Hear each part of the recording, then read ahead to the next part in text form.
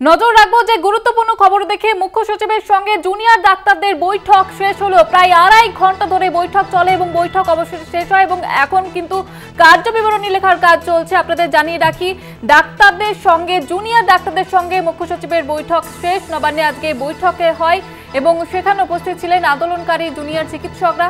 অবশেষে 2.5 ঘন্টা পর শেষ হলো এই বৈঠক এবং এখনো কার্য বিবরণী লেখার কাজ চলছে। কালীঘাটে মুখ্যমন্ত্রী মমতা বন্দ্যোপাধ্যায়ের সঙ্গে দেখা করার পরেও কিন্তু জট কাটেনি এবং কর্মবিরতি এখনো পর্যন্ত চালিয়ে যাচ্ছেন জুনিয়র ডাক্তাররা। বুধবার সকালে তারা টাস্ক ফোর্সের বৈঠক চেয়ে মুখ্য সচিব মনোজ পান্তকে ইমেল পাঠিয়েছিলেন এবং তারপরে আজকে সন্ধ্যাবেলা বৈঠক শুরু হয়।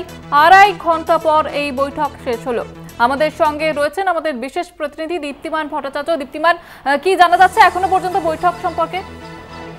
দেখো, বৈঠক শেষ হয়ে গেছে, এখন মিনিট লেখার কাজ চলছে এবং সব থেকে গুরুত্বপূর্ণ যে বিষয়, এই বৈঠকে বেশ কয়েকটি গুরুত্বপূর্ণ সিদ্ধান্ত নিয়েছে। রাজ্য সরকার জুনিয়র চিকিৎসকদের সব দাবি মেনে নিয়েছে। নিরাপত্তা সংক্রান্ত যে বিষয়গুলো রয়েছে, সেই নিরাপত্তা সংক্রান্ত বিষয়গুলো নিয়ে যেটা আমরা জানতে পারছি সূত্র মারফত, যে জুনিয়র চিকিৎসকরা জানিয়েছেন যে রাজ্য সরকারের পক্ষ থেকে যদি একটা নির্দেশিকা বা সার্কুলার আকারে তাদের দাবিগুলো মেনে নেওয়া হয়েছে, সেটা যদি দেওয়া হয় তাহলে পরে তারা এই আন্দোলন কর্মবিরতি তারা তুলে নেবেন সঙ্গে সঙ্গে। এবং এই বৈঠকে কিন্তু রাজ্য পুলিশের ডিজি ছিলেন। ডিজি কিন্তু এখানে বলেছেন যে সব জেলায় মহিলাদের বিশেষ প্রশিক্ষিত বাহিনী রয়েছে, উইনার টিম রয়েছে। সেই উইনার টিম তারা নিরাপত্তার আশ্বাস দিচ্ছে এবং এই উইনার টিম যেরকম পুরো কলকাতা শহর এবং জেলায় জেলায় যারা কাজ করছে, সেই উইনার টিম দিয়েও সেখানে নিরাপত্তার মতন ব্যবস্থা করা হবে। এবং জুনিয়র চিকিৎসকদের পক্ষ থেকে কিন্তু একটা দাবি করা হয়েছে, সেটা হচ্ছে দালাল চক্র বন্ধ করতে হবে প্রত্যেকটি হাসপাতালে এবং সেখানে একটা ডিসপ্লে বোর্ড করতে হবে। এক্ষেত্রে কিন্তু রাজ্য সরকারের পক্ষ থেকে বলা হয়েছে যে প্রত্যেকটা হাসপাতালে কিন্তু ডিসপ্লে বোর্ড রয়েছে, যেখানে কত বেড খালি আছে, কত কিছু নেই। ইভেন এই সিস্টেমও রয়েছে যে এসএসকেএম এ দাঁড়িয়ে এনআরএস এ এই বেড খালি আছে কিনা বা এনআরএস এর বেড কন্ডিশন কত রয়েছে, সেই চিত্রও কিন্তু সেখানে উঠে আসতে পারে। এবং জুনিয়র চিকিৎসকদের পক্ষ থেকে আরেকটা দাবি করা হয়েছে যে কোনো চুক্তিভিত্তিক কর্মী কিন্তু রাখা যাবে না। সেক্ষেত্রে জুনিয়র চিকিৎসকরা বলেছে, জুনিয়র চিকিৎসকদের এই দাবি ছিল এবং রাজ্য সরকারের পক্ষ থেকে বলা হয়েছে যে তারা এই বিষয়টি বিবেচনা করবেন।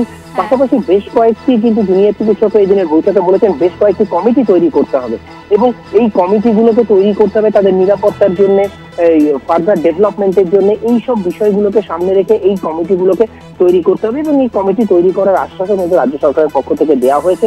পাশাপাশি আরেকটা জিনিস তোমাকে বলে রাখি যে এখানে কিন্তু জুনিয়র চিকিৎসকরা বারবার একটাই দাবি করেছেন যে তাদের নিরাপত্তার ক্ষেত্রটা কিন্তু সব থেকে বেশি জোর দিয়ে দেখতে হবে এবং সেক্ষেত্রে কিন্তু তারা কিন্তু এই বিশ্বাসে রাজ্য সরকারের পক্ষ থেকে কিন্তু এই আশ্বাস দেওয়া হয়েছে এবং বলা হয়েছে যে এই দাবি এবং এগুলোকে সঠিকভাবে মানা হবে।